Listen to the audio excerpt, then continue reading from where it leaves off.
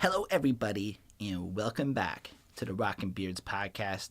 It's your boy HSR. What's up, it's Syd. Yeah, Syd over there.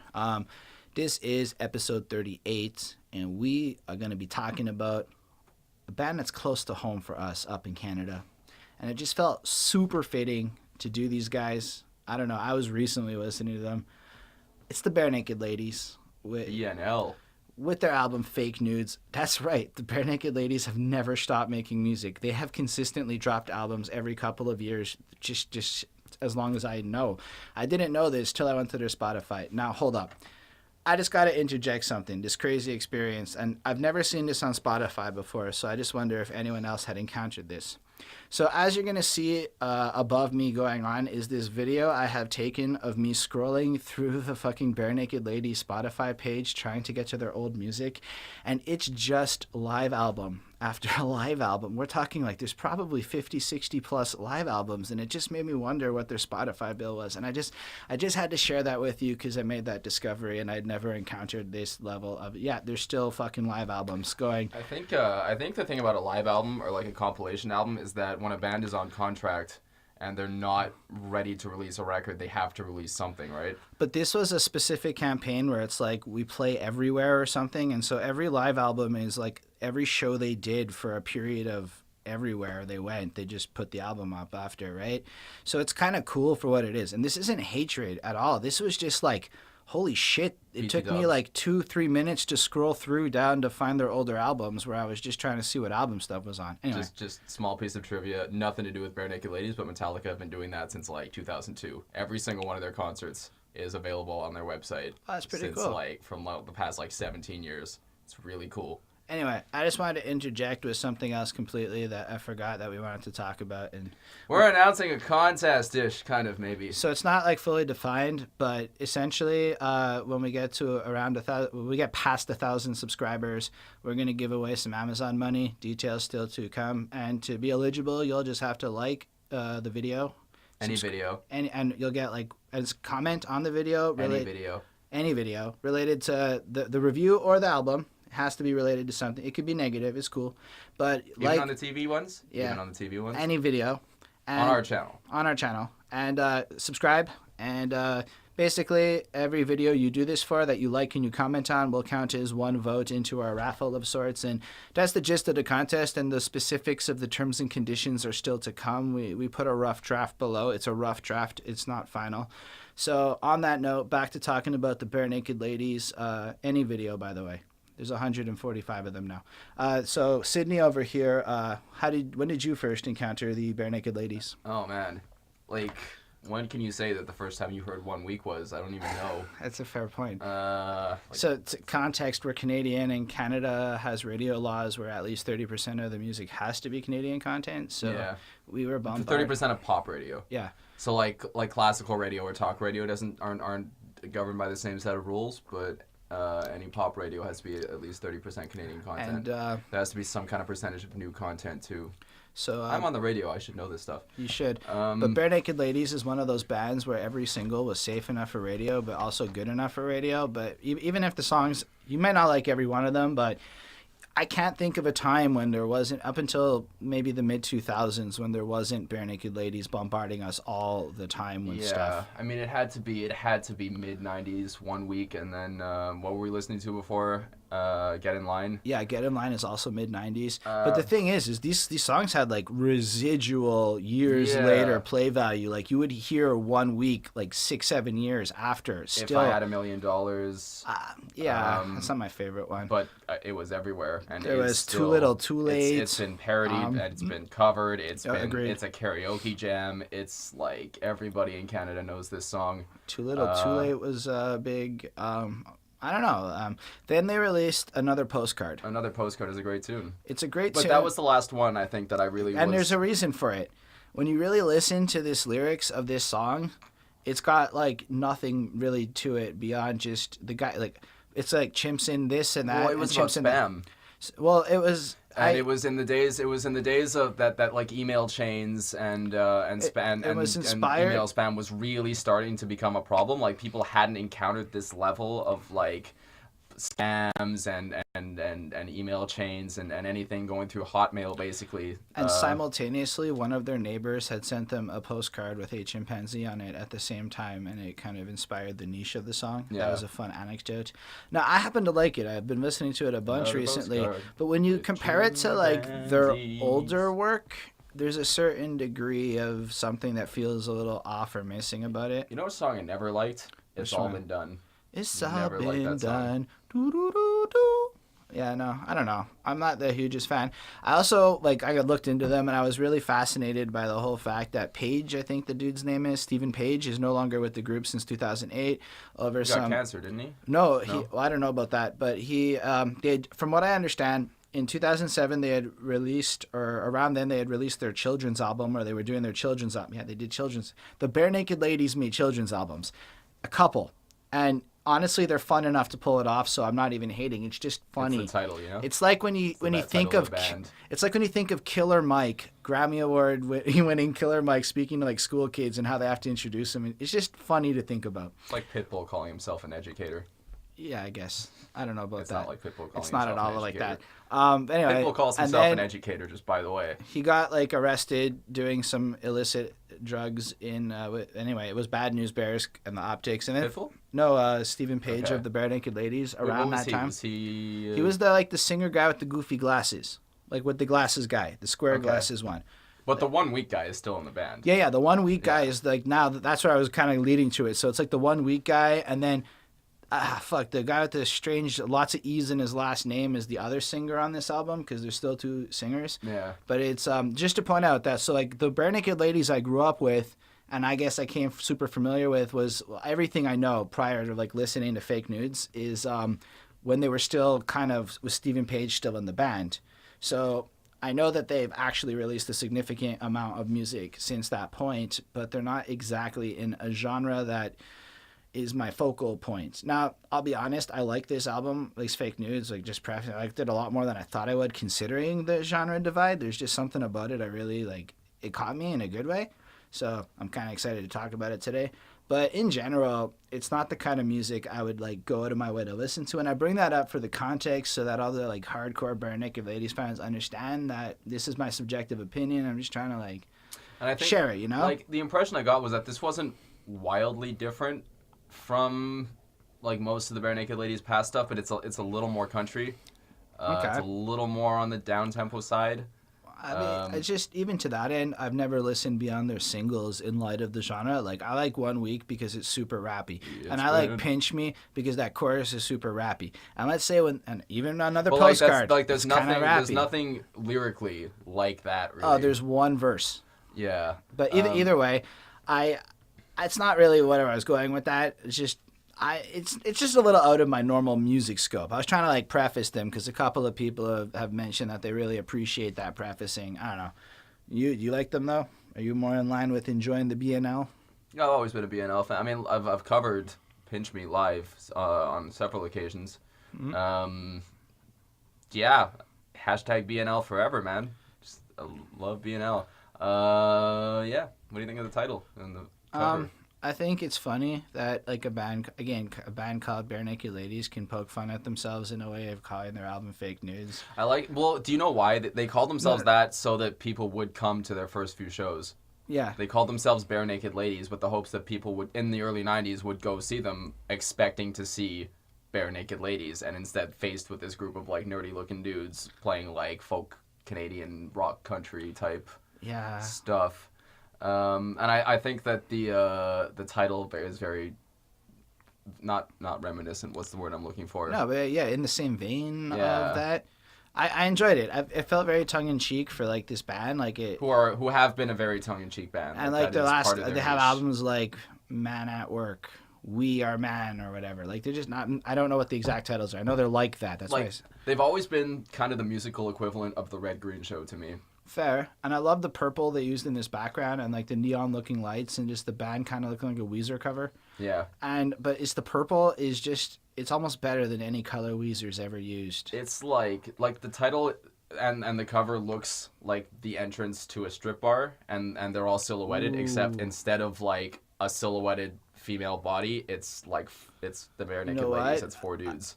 I see it now. Yeah. Like, this whole thing is almost an homage to where they begin. Yeah. And that, you know what? Now that I think about the subject matter covered on this album, it makes me really appreciate this a lot more because I didn't have that context before. I know that in some cases you guys all want us to do a lot of research beforehand, but in a lot of cases I just have the time to listen to the album and let you know what I think about it as opposed to looking up the whole story. But so we sorry. do listen to it. And we do try, and if you guys can fill in the blanks after, we really appreciate it, and we fuck stuff up, we're super sorry, and we will try to one day get to a nice place where we have a lot of time to research the backstory. But we also make music and studied music, so you can check links somewhere. Down descriptions. Yeah. Yeah, that's what's up. On that note, I think we should jump into talking about some Canada Dry. Shit, we should add a can here. We had it from the outset. Tommy said the lie. I did something I don't normally do on this track. I actually did do some research beforehand. I know I just said all that shit I said, but apparently this one is specifically about kind of a longing for the way things were back in the day, like before they kind of parted ways. There's like subtle hints towards his longing to reunite with Paige on this album, and apparently it's a little bit explored in this track. But then you got also this kind of, apparently while they were in the States, they started really like missing Canadian shit, and it's what led to this desire to write like the most Canadian song they could think of, and that's what this is, and it's all sorts of Canada rolled into a song. There's one reference in the song that really got me. It's I'm listening to Gordy and he's making me cry. Yeah. And it's like the song was clearly written, has clearly been written since, or maybe it hasn't been written since he died. It was recorded in about February of this year. Okay, so he was still alive, but for those of you who are unaware, Gordy Downey of the Tragically Hip, who are like the Canadian mascots for rock and roll. Apparently, I didn't know that really. He was diagnosed with cancer a couple years ago, and he died very recently. And they gave their last show, and it was televised. Basically, the whole country was there. And he told off Justin Trudeau. Apparently, he didn't tell off Justin Trudeau, but he told Justin Trudeau what's what. That's like his final action was to like represent Canada. Well, anyway, he's a figure of who I admire, but like his music was just. And not my cup of tea. You know, there's references in this song all throughout towards like Saskatchewan and like Sidney Crosby and all sorts of other very Canadian things. And then to just have that last reference of like I'm listening to Gordy and it's making me cry and like. But he had a couple, like every chorus had a different famous person he had pulled out that was similar. Like that's what I'm saying, like Sidney Crosby and like. Well, no, Sidney Crosby was in the verse, but in the chorus, that line when I was listening to Gordy and making me cry, there was I think Joni was somebody else, and then Joni Mitchell.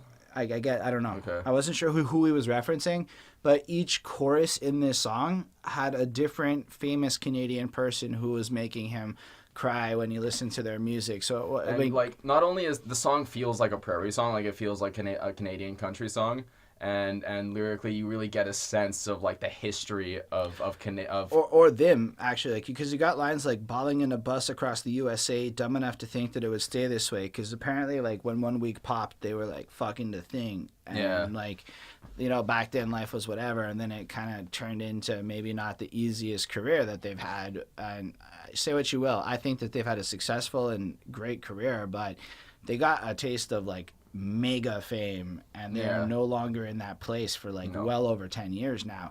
Plus their band has their split up a bit, which is a fair bit of context relevant to I think this sense of longing for like this old-timey Canada-ness that like makes them feel good, and just kind of like thinking back on the old days. And you get a sense just from this song like that it's still like they still sound like the Barenaked Ladies, but it's a little less tongue-in-cheeky, it's a little less youthful, like it's more mature, it's more reminiscent, I guess. It's cool to hear the evolution in their sound. I agree, like and you know this is going to be like a more serious, a more adult record a little bit. Like, and I love that, because for me, one of my favorite things, I mean, I'm 30 years old now, so when I look at music, it's always interesting to see how guys in their 40s and stuff are dealing with things. Like, say we become successful.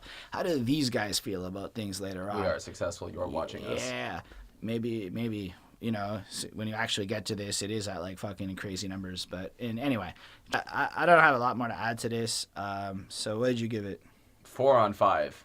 Awesome. I actually give this a 4 on 5 as well. I feel like as much as it's a fun song, it's also really airy and light and fun, and it gives you a good sense of stuff. But I don't feel the huge draw yet on this album, but it's a great way to set up the album. And this is the kind of song where I could really see if you put it on at a barbecue, everyone ends up kind of singing along depending on where that's you're it. at. It's a barbecue, bar, drinking. I mean, it's Canada Dry, so it's about Canada, so, drinking around the ginger ale, yo. Cold and shit. And, but yeah, they're bringing it home. Yeah, let's bring it home.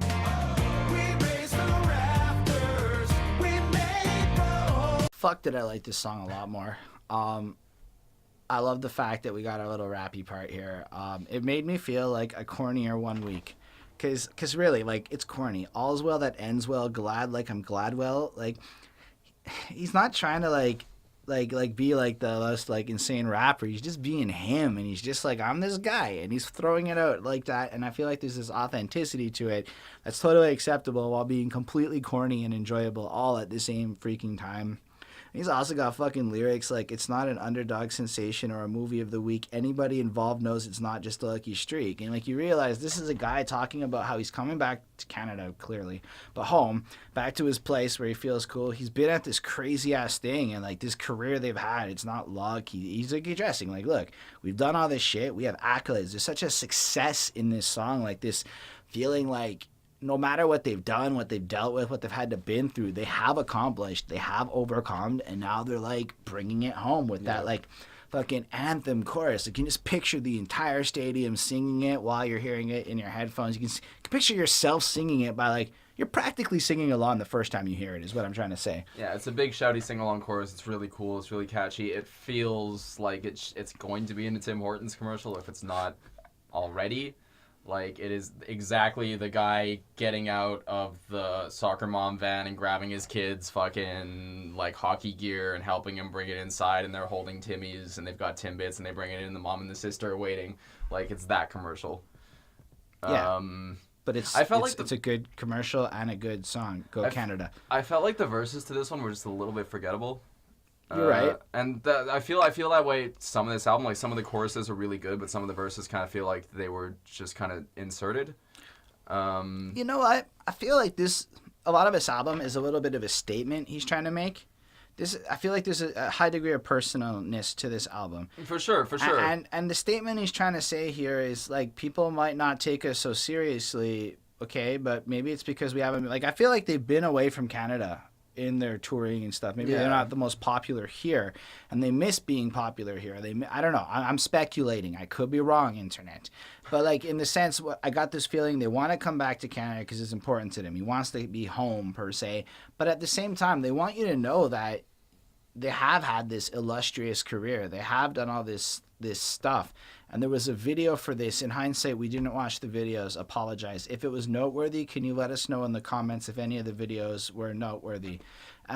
What was interesting about the video is that the guys from Rooster Talk were involved in the video for this song. And I know what a Rooster Talk is, and they're on YouTube, so maybe you know what they are, and that's significant to you. But I thought it was just a fun factoid to attach to this song. I give it a 4. I give it a 4.5. You know why? Because what I realized is, while it might not have had the lyrical density of another album, so it doesn't get the 5, it made me feel so good listening to this song. Like, I was just...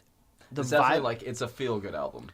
But it was so effective on me, right? Like, I was just lost in this, like, his sense of happiness and triumph. And this is where the album started to maybe go real subjective in how I graded it. But I feel like so much of the music is dark and depressing and whatnot. And he does touch on a couple of real issues, as we'll see in the next track. But the way they approach this is highly in everything's going to be okay, life is better, become more, like, there's this almost tone that I haven't seen in a lot of the albums we're covering. And it's kind of refreshing to see, like, hopeful, like, or happy, because I want to say hope is kind of this passive shit, but these guys are actively happy and trying to find ways to bring the joy to their lives. And even though you can get the sense of recognizing how hard it's been and how much pain and misery is involved in that, but that they've done it, like, holy shit, I want to be like the Barenaked Ladies is kind of the sense I have when I'm listening to it. It's triumphant. Like, that chorus is really, there's a sense of accomplishment and a sense of pride and a sense of, like, yeah. Yeah. So again, I give it a 4 out of 5, and then we go to talk about some invisible fences and shit. Whether in your own mind or in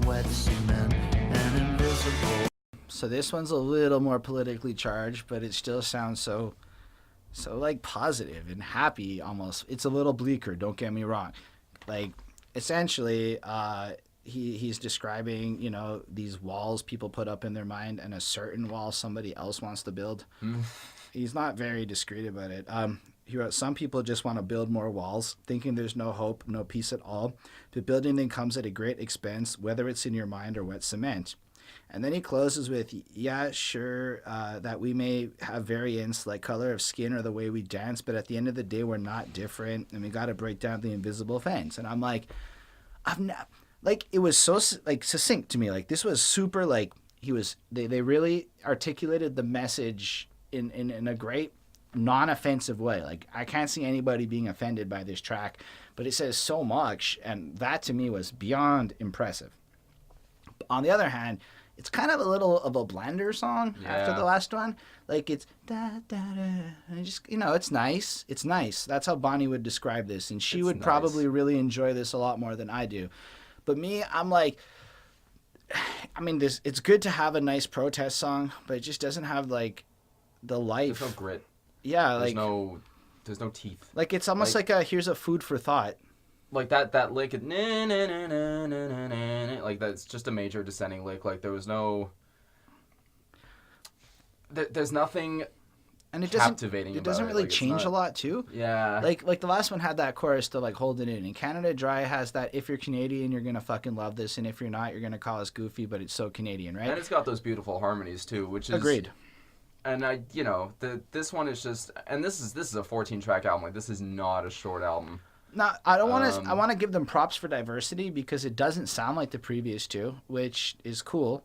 And like it doesn't, and it does. Like it fits the album. It feels like a Barenaked Ladies thing, but it's totally not in a realm of my interest with its slowed, subdued, calmer feel compared to the other two. Like it's not taking the energy anywhere. Like it's still on the same plateau. Be that as it may, I gave this a 4.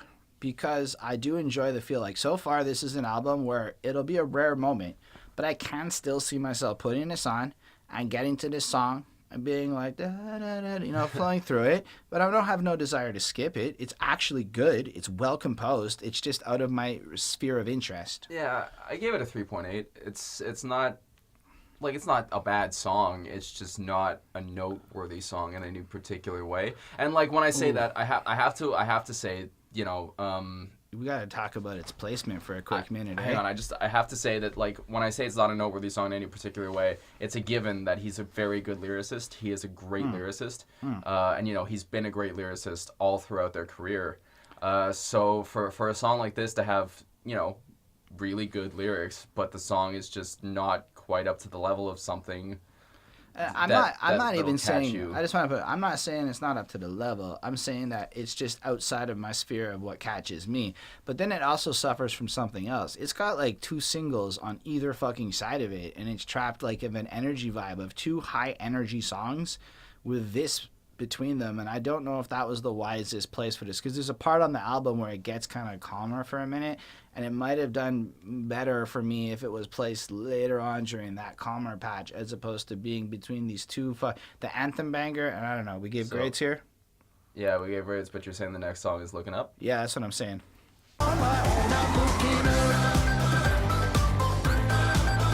It's pop as fuck. I'm gonna throw it out there, and not what I was expecting when I saw Barenaked Ladies.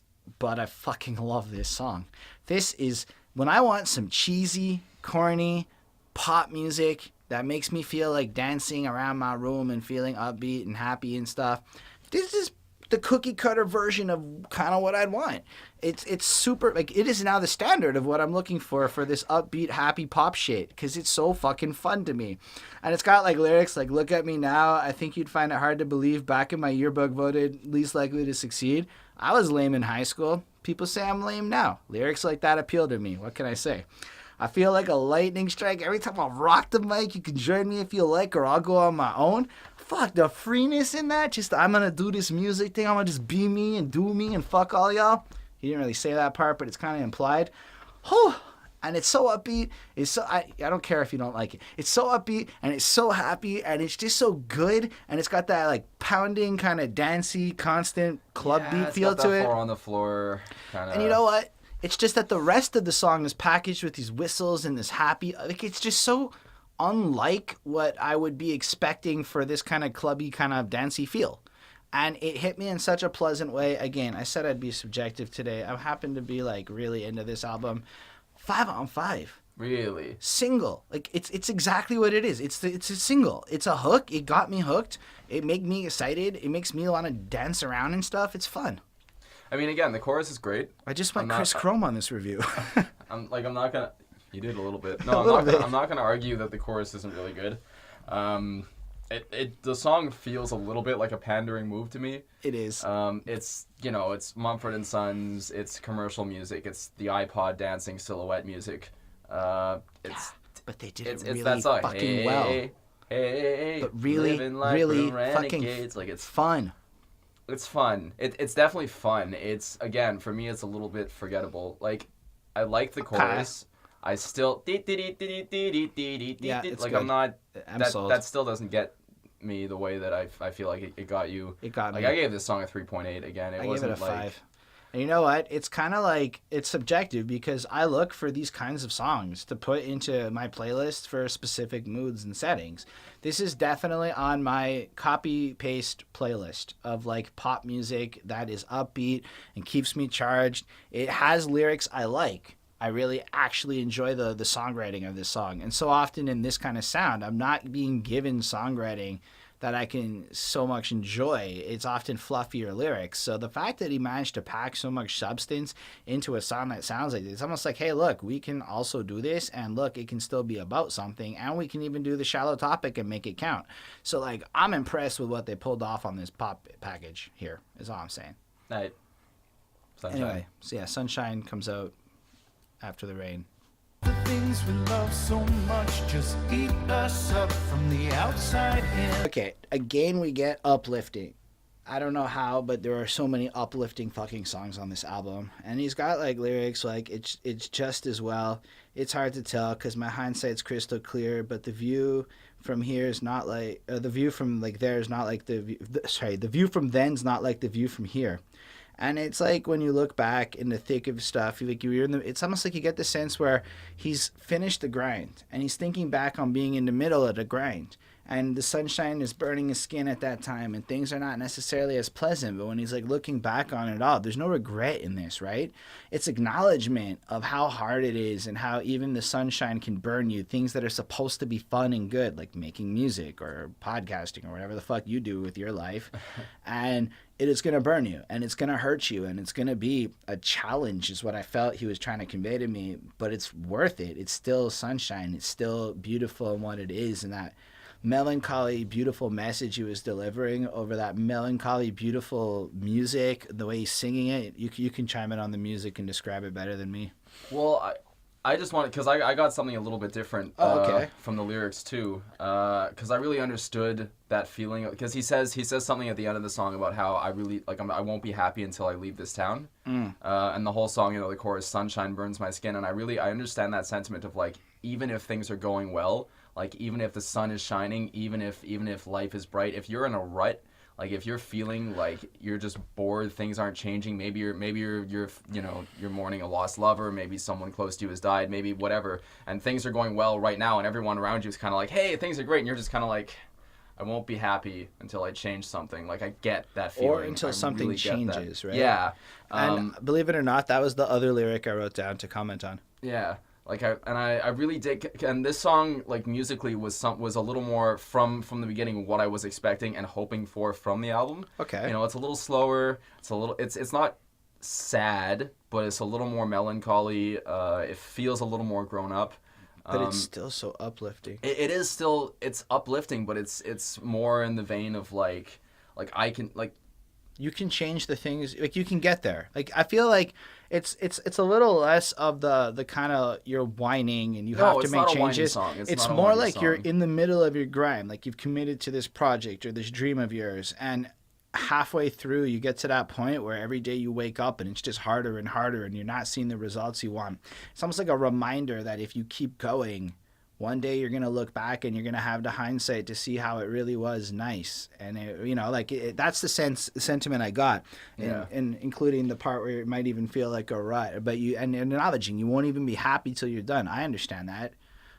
So well. Like, happiness is a strange fish to catch if you are, like, in the middle of trying to find something better than where you're at. But even, like, this one sounded more sincere than the couple before that were like happy and dancy and like whatever. But this one, like, there was real emotion in the music and the lyrics and the delivery, and I really liked I felt like the whole pack, like, it stays on the same level all the way through, but it's a cool rhythm, and it's a really minimalist rhythm. Like, their drummer on this record doesn't feel like he needs to be showing off. And sometimes it works, sometimes it doesn't. Like, sometimes it's a little boring. But on this one, it really works really well to move the track forward. I give it a 4.3. I give it a 4.25, actually. Because you know what the thing is then your interest is always going to kick in a bit. And I don't want to sound redundant, but it could have been a little more dynamic. Yeah, I know it was emotionally drawn. I know. No, fair enough. But it is 4 minutes long, and when you are pushing that 4 minute length, like when you have a bridge part, it should have a little more life in my hopes and expectations. Not necessarily life, but let's say diversity or evolution or something to culminate. And I didn't feel like there was any braveness done in the choices in that regard, and it's harder. Like, generously give it a 5 to a pop song because it hit my mood, but in this case I'm just being a little more like actually critical about it. Like, what I really liked about this one, in the way that the drums didn't feel like they had to be overstated to really suit the song well and push it forward. Like, the chorus, the hook, the sunshine burns my but skin. It's so lyrically powerful. It's great. But what I'm saying is it's the type of chorus that doesn't have to be big, and it doesn't have to be full of syllables, and it doesn't have to be full of acrobatics, but it still hits you and stays in your head after the song is over, and that's really impressive. Agreed. So that's why I really dug the minimalist sense, theme, whatever you want to call it, on this track. Which also kind of might explain why he doesn't like dusty rooms. On TV, hey, it's Mr. T. So, Holden has given me the privilege of starting this one off, and I feel blessed. #blessed. I feel like this song is man, are you gonna put your phone down? Yeah, no, it was giving me like an error in the middle of like the notes, and I was just trying to reload my note file. So you can keep talking, and I'll just look like I'm not caring. Go ahead.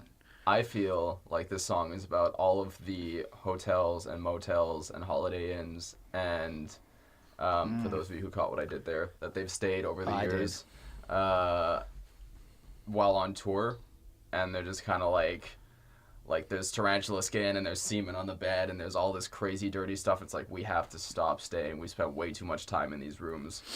And they go as far as to like compare it to like these prisons with all these doors are always locked, and like the sense of like they're waiting. And I feel like that's like one of the biggest complaints about life on tour is that you're always in these hotel rooms. And I mean, people who travel a lot for business in general, right? Like, the complaint is a lot of the time that they don't get to see the cities or the towns that they're staying in because they're stuck.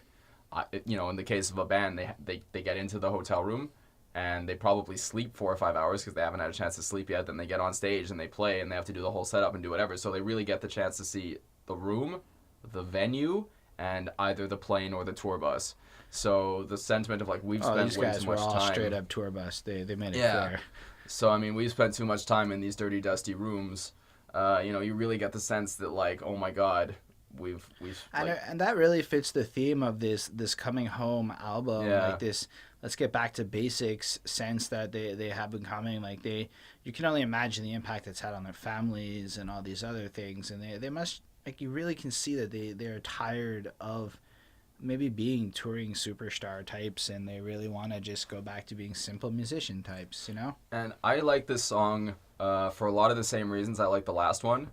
I was going to give it a 4, but then this, like, impromptu jazz theater thing shows up right at the end, and it's fucking beautiful, and it bumped it up by a 0.5. So this song gets a 4.5.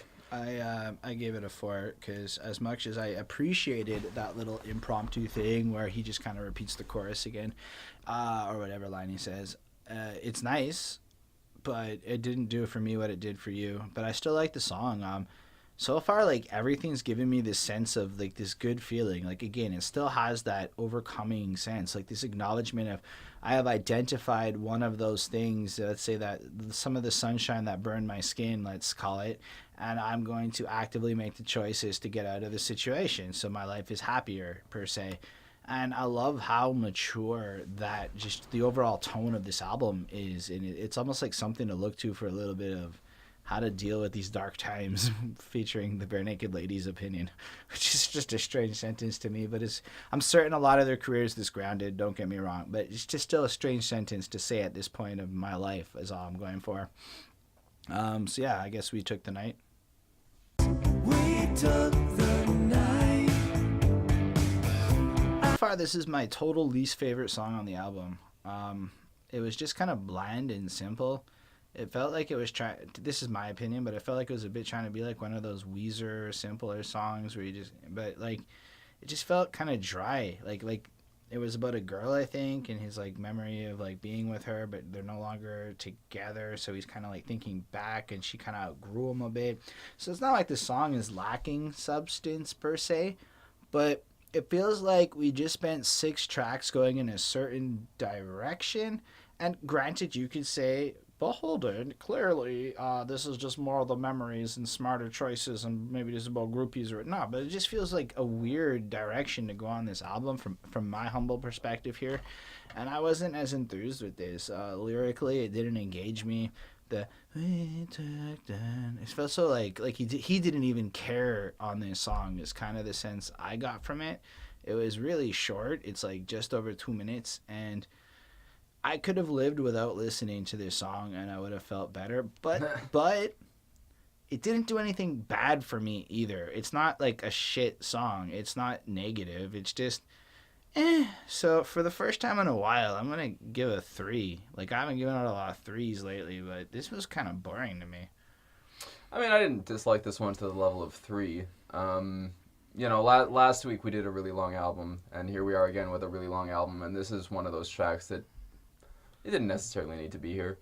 It's kind of a throwaway track. It is really short, but I feel like it's really short. And you know, bands will abruptly end a song to very positive effect, and this one just kind of ends like it. Yeah. There could have been an outro. Like, it didn't need to not have an outro. You know what I mean? And yeah. I didn't feel like the vocal delivery was particularly terrible. Like, I thought that it suited the song. I just, you know, it's a little more of a rock and roll song. It's a little more of a like a 60s ballad. It's, to me, I get the Weezer reference. It's also very akin to like something by Maroon 5, like it's not over tonight, just give me one more chance to make it. Like, it's one of those songs that'll do well on the radio, and it's fluff. I gave it a 3.5. Yeah, you know what's a better song? Navigate's a better song. Hold still, try to pretend that there's... The song is Jay-Z length. And by that, I mean 444. Yeah, I just did that. I wrote it in my notes and fucking everything.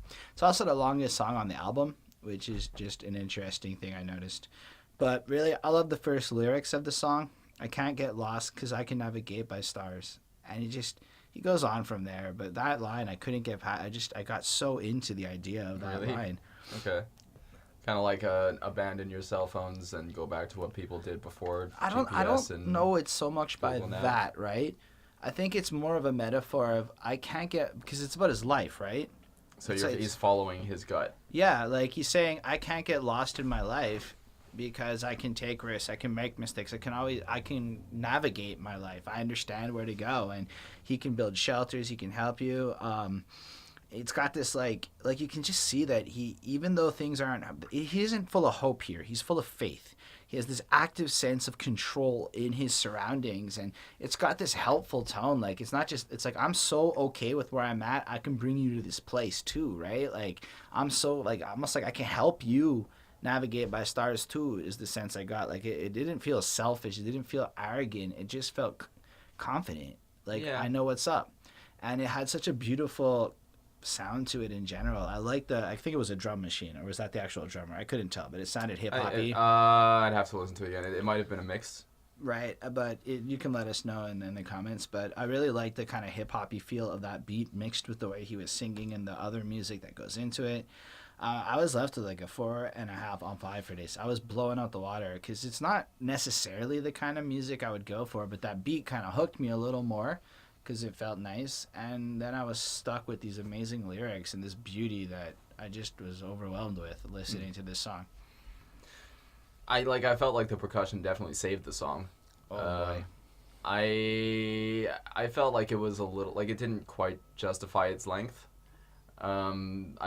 I didn't say it was perfect. It was a little like sappy song by the numbers type thing, like engineered to make you feel a certain way.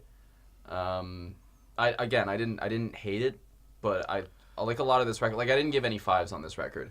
I felt like a lot of it was very forgettable, even though it's not bad.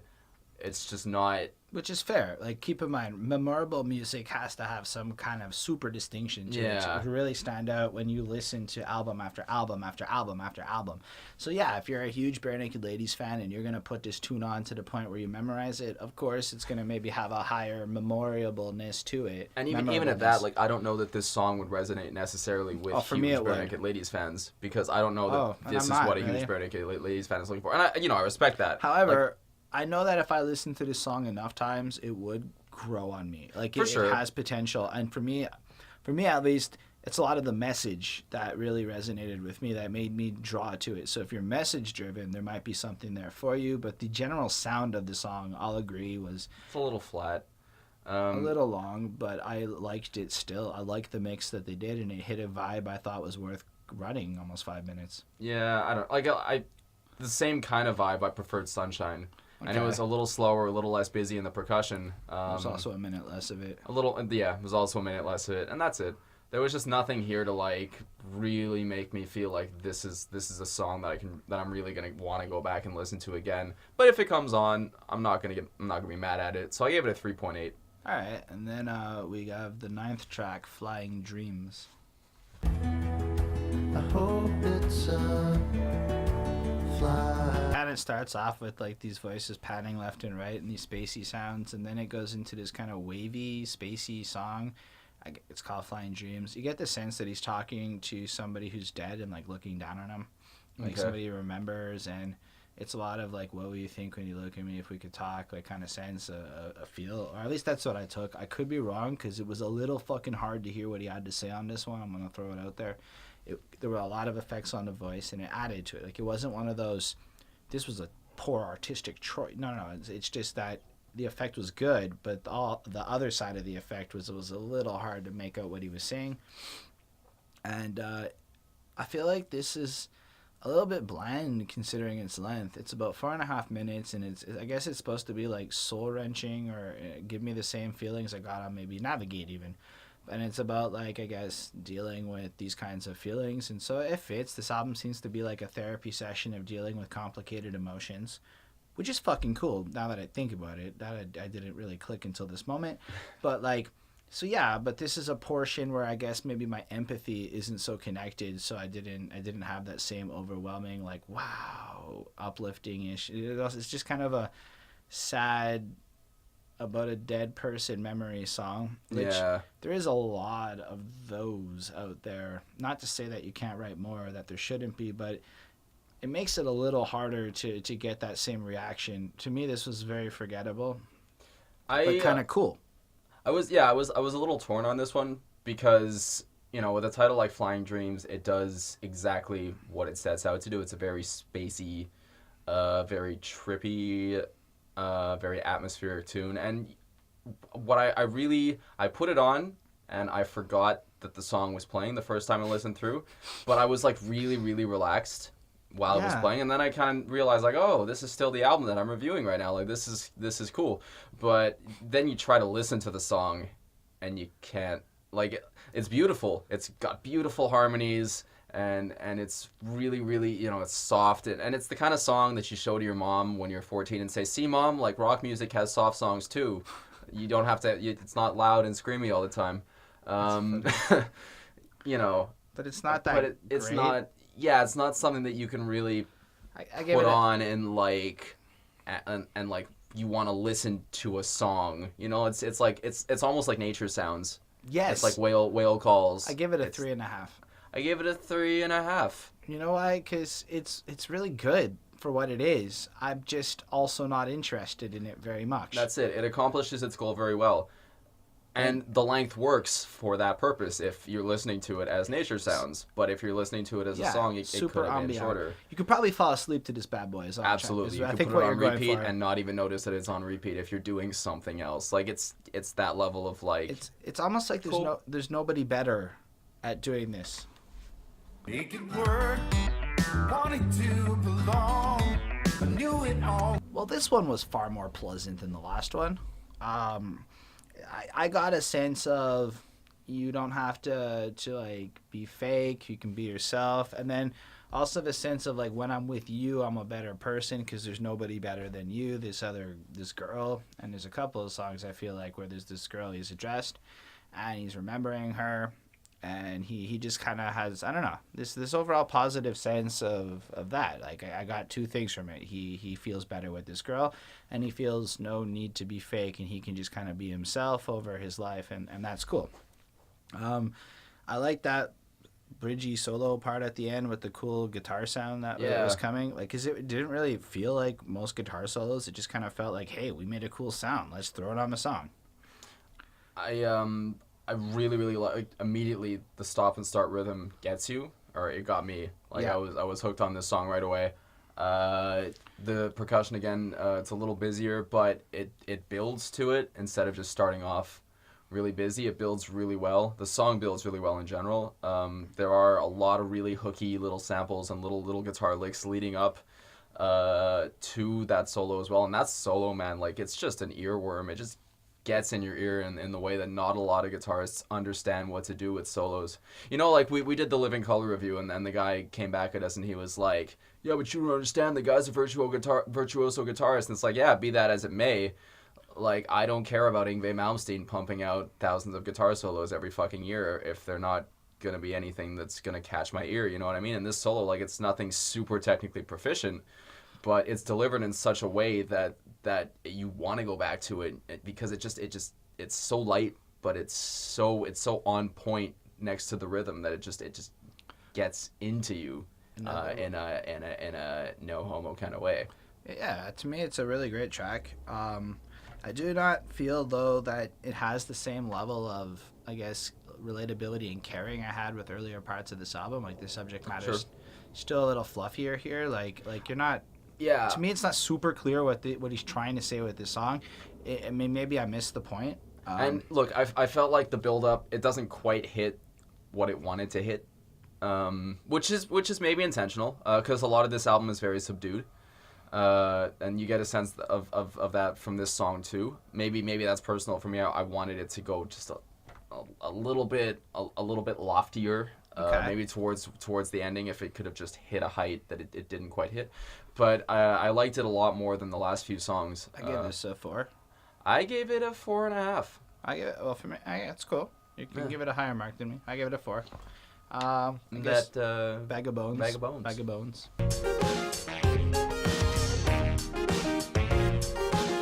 It's by far the funnest and most interesting song on the album in terms of, like, you've got Bag of Bones, or what is it? The dogs, like bag of dogs, bag of dogs, bag of dog, and it's got this like hip hoppy almost feel to it. Like, like it starts off with this like really funky riff, and then it goes into this like '90s hip hop like jam, and then it goes into this like almost Beatles-esque like. And like when you look at it, like these dogs or whatever they're describing, it almost gets the sense that this is the industry. These are the corporate people. These are like the mean guys. And everywhere he goes, there's just these bags of bones that he's left with from all the the skeletons, I guess, in his closet.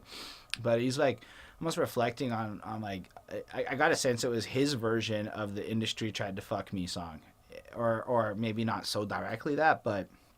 Or at least corporations or capitalism or the business side of all of this is not really anything good. And everywhere he goes, it's just these dogs trying to, like, you know, get at his bag of bones or whatever. Yeah. And I don't know. I thought it was okay message. It was just, this song is a bit of a mindfuck. Like, it's one of the best juxtapositions of genre splicing, of unexpected genre splicing I've ever seen. Like, it almost sounds like when those DJs take two completely different songs and like put them together, like the Grey album for Jay-Z and the Beatles, like one of those kind of feels. But they just made this authentic, their version of this thing on their own album, and like, to me it was super fucking impressive. It was almost like Mr. Bungle level random. Okay.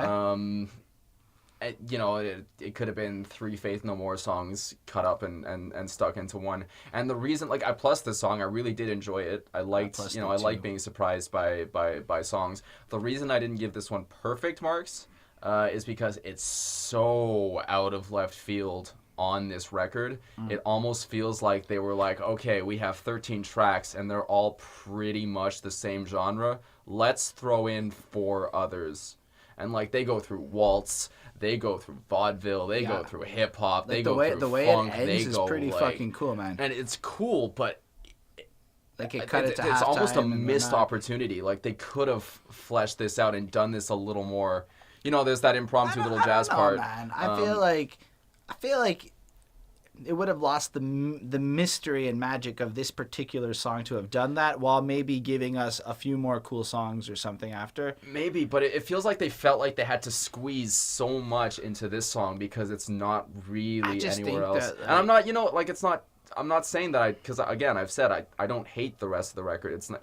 You know, a lot of it was very forgettable for me, and this song is absolutely not. But there's just so much in this song. It feels like the complete reversal of a lot of what came before it. So I gave it a 4.5. I give it a 4.25. I'm a little bit less than that. Because as much as I love what they did with it, it's still a weird-ass fucking song. It's kind of like... It's one of those songs where I could see 18-year-old me going up to people in like college and being like, yo, you got to check out this shit on YouTube, because YouTube had just started and whatnot back then. And it kind of has more of a conversation piece in my life. I could see it being like something I'm really going to listen to. It's a very niche song. It's not a song that's meant to capture any particular emotion. It's meant to be creative and cute and out of left field. But, you know, for a band like Faith No More or Mr. Bungle or 12 Foot Ninja, where you come in expecting this kind of eclectic behavior, versus a record like this where it's like pretty country, much. Folk, rock. What the fuck? You know what I mean? Like I didn't hate it. I love the song. But it did feel a little strange for Fake Nudes. That's it. It missed the perfect mark just because of how out of nowhere and how crammed it does feel, just for me. What about You and Me? Compromise position. Stand back and watch what we do. This one is sweet. It's got a cool beat, and I mean beat, like it feels almost like I could rap on this or something like that in a more positive alternative style, but I still feel like that.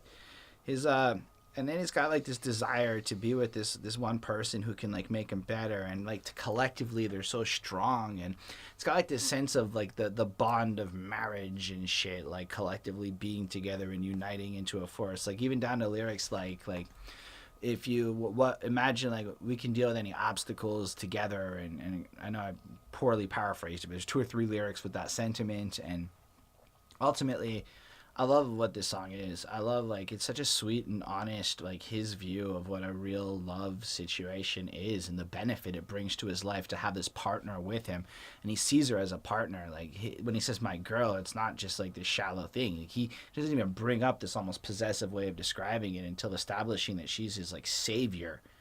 But then it's like by saying my girl, like it's a complimentary thing. And I really appreciate how he approached this track from a writing perspective, the subject matter and stuff.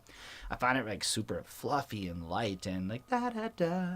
And you know, like again, in that positive, what I've really come to enjoy in this parts of this album I really liked was that like upbeat happiness that comes from the situation. And he conveys that super well. And I was stuck with a 4.5 on this song because I fucking really liked it more than I thought I would. I gave this one a very low grade. I did not care for it. It just the only part of the song that really made any sort of impression at all was the da da da. It was nice. Da da, and it's nice. Like it's cute. But the song, it's again for 14 track record. I feel like I gave it. You know what? I'm gonna bump it up to a 2.5 just to be nice. But it just there was nothing here that really did anything for like the verses. Just forgettable. The chorus very by the numbers. Even that da da da da da is the kind of thing that you hear on pop radio all the time that I just... It was well executed, and I think that the songwriting and subject matter are still a step up in the way that a lot of these songs are written. And I know that you established that for you, he's a great songwriter, blah, blah, blah, and I know that that's not as important for you. So to be clear, I mean, look, 2.5 it matters in a lot context, more to me with what the song's about, right? And so my grade is a really big reflection of the topic, the subject matter, how the emotions are conveyed, and I think you really hit the nail right on the fucking head with this track. And I get how you could maybe not feel the same way about it. Yeah, I mean, I just felt like the delivery was boring. Fair enough. It wasn't... There was nothing here for me to grab onto. Like, meh. Perhaps there's somebody who's going to leave a great comment that will give you some 2020 hindsight about the subject later on. Perhaps. A hostage to regret, but so many times I had a lot of trouble with this one. I gave it a 4. I like what the song's about a lot, you know, looking back and understanding perspectives and blah, blah, blah, blah, blah. But the problem is I don't really like this country-ish feel that they... Is it country or is it folk or whatever it is? I mean, it's blues rock. Okay, blues. Sorry, I didn't want to say the wrong thing and get crucified for that shit. But it's just so not what I like that I don't have a lot to add here. It is well-executed music of the genre they were going for in a way that sounds competent, adequate, well-delivered. The song, even his singing is different on this one, or maybe it's the other guy who's singing. But like everything about this just felt so different in the same way that you thought the other ones were different, except that I don't like the direction they went here as much as I kind of liked the more hip-hop direction they went in the other one. I mean, honestly, the way this song ends is so impressive. It's so well done. It's just so not for me. So I'm gonna give it a 4 because it's a good song, objectively speaking. It's just I don't like it that much myself. I would have liked it better on a shorter album, I think. But again, I like it a lot. It injects a dose of energy that may have been missing. It is a little bit like the riff is. It's not quite as badass as you'd want from something that's like a blues riff. I like the lyrics a lot. I like the chorus because again I really like the harmonies. So the solo just feels like because it's a blues song, we gotta have a solo. I gave it a 4 as well because it's good, it's enjoyable. Keep in mind, if my enthusiasm doesn't match my grade, it's because it's not necessarily like I don't have to like everything I can recognize as a good song. I can recognize something's pretty dope by having little enjoyment. It's just I don't see myself returning to it. So in that case, I can't give it higher than a 4. And that brings us to the Township of King. Then one day a yellow... It sounds to me like this song is about like this woman who lives in the Township of King, and as time goes on, they watch how like it changes and the forest and stuff get cities built, and the overall township gets absorbed into like the bigger metropolis areas, and it's just kind of like it's like that Nickelback track about going back to their hometown, only good. That was the only song I did not like off of Feed the Machine, was that track where they went back to their hometown and remarked on how everything changed. But this was just... this photograph. No, the one off of the one we just did, Feed the Machine. Anyway, this track really accomplished the goal because it almost told like this story of how things were changing here, and like just from the perspective of this passive participant and just observing on the changing of times over like a generation or so. And the tone of the song and the music, it was nice. And if you consider this album's about coming back home, it's like, all right, we finally got back home. We've gone through all of these things that made us realize we need to get there, and it's no longer there. Home doesn't exist anymore in like their sense, like there's like this, or maybe they're from this township and it's gone, or I don't know, or it's a reflection of what they've come back to isn't necessarily, like it's changed, and that's just kind of the reality of the world that we're in. But it's really conveyed beautifully in the sense, and I love the placement, and I love the way they ended this album, and I don't feel like I should like this song as much as I do for a lot of the reasons I have not liked other ones, but this one rubbed me really right, and it was so simple and sweet in a good way. I give it a 4.25. Yeah, I mean, this one, like, you don't really need to understand the story to get that feeling of, like... It's the feeling of, someone who's growing up on the prairies in a small town where everyone knows each other. and grows up, and all of a sudden everything's different. And everything's a big city where there's not that. Like, it's a great way to close the album. It's it's very fitting. It fits very, very well with the style of the album, and I really liked that it feels not just very Canadian, but very folk Canadian. You know, like this feels very, very like something Gordon Lightfoot would have done, something like Neil Young would do. You know, Neil Young's version would be a little uglier, but I like that sense of home that a lot of this record gets. And I haven't said that enough in this review, and I really did feel that over this album. There's a sense of home, there's a sense of Canadian pride, there's a sense of being proud to be back in this country. And if you're watching from the States, you get that sense of national pride. Yeah, you guys do. And no matter what. And we get it too. We get it too. Look, how often can we get it on a band that made it in the States that isn't Drake? You know, like, and this is some cool music at the end of the day. Did you give your grade on this one? No, I gave it a 4.25. All right, same grade. Dope. Yeah. So let's talk about the album real quick, just wrapping it up. So this is my actual first Barenaked Ladies full album run through, if you're just chiming in now. And I dug it. I don't think it's a classic by any means or whatever, but like as an appreciation of something that isn't within the realms of music I would normally go for, I feel like Fake Nudes is a high quality album. Every song feels like they tried, they put in the effort, they were doing something with the music. It's authentic sounding, and it really serves as the testament that their career is justified, and it's culminated almost to this album of like, we're coming home. It's almost like if this was their retirement album, and I don't think that it is, I don't know that it is, it would almost be like a fitting way to go out, you know? And I know that it's not over because they're talking about more stuff and whatnot, but it would be like a cool like sentiment, you know? Yeah, give it a 4.1. It gives me the sense that I would very much, I'm interested in hearing what #BNL comes out with next. This isn't going to make my top 20 of this year, you know what I mean? Like, it's not. But there are some really, really, really, really great moments on this record. Like, Canada Dry is a great song. I have to say, like, just to add to that, it makes me want to listen to more Barenaked Ladies and almost want to go find more folk-ish kind of stuff to listen to. And I think it's a good gateway to folk album. Yeah, folk. Yeah, like if you want something that you can sit back and relax to, like it's a really, really long album, but it's not a dense album. It's only 50 minutes. It's not that bad.